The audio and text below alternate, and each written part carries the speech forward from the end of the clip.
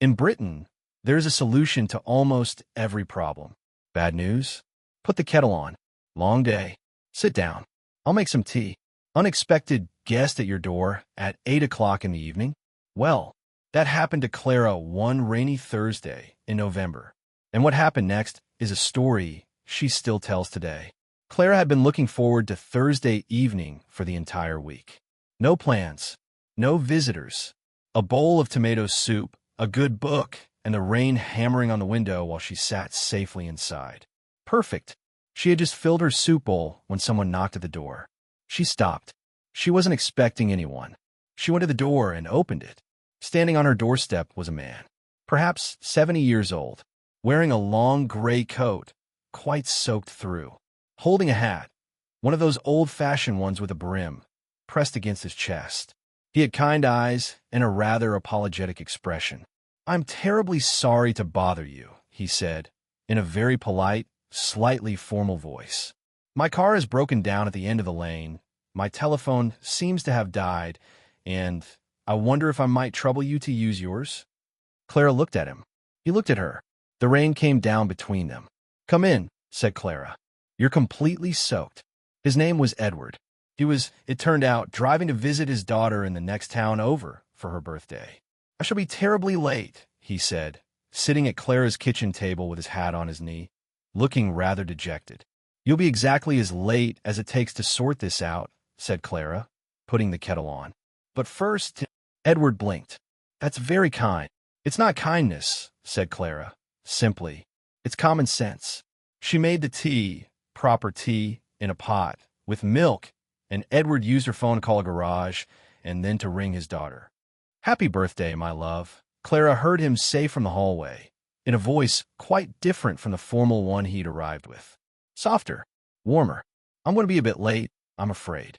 A small adventure. Nothing to worry about." He came back to the kitchen. The mechanic would arrive in 45 minutes.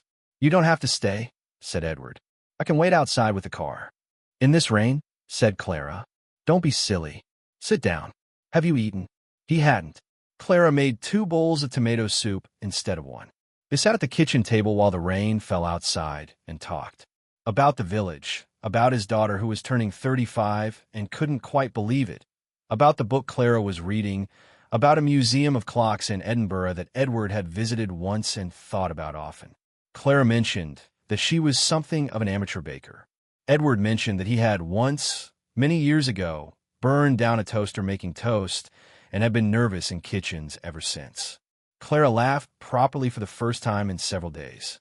When the mechanic arrived and the car was declared fixable, Edward stood in Clara's hallway, hat once again pressed to his chest, looking at her with real gratitude. "I cannot tell you," he began, "how much." "It was only soup," said Clara. "It wasn't only soup," said Edward firmly. He left. The rain had slowed to a drizzle. Clara washed the 2 bowls, made herself another cup of tea, and sat back down with her book. She didn't feel like reading anymore, actually. She sat for a while and thought about how it was funny, how the very thing you don't want to happen sometimes turns out to be exactly what you needed. The rain tapped gently on the window. She smiled and turned the page. A few questions from today's story. Why did Edward knock on Clara's door? What did Clara make for him? And why did she say it wasn't kindness? And what do you think Edward meant when he said, "It wasn't only soup"? Think about it for a moment.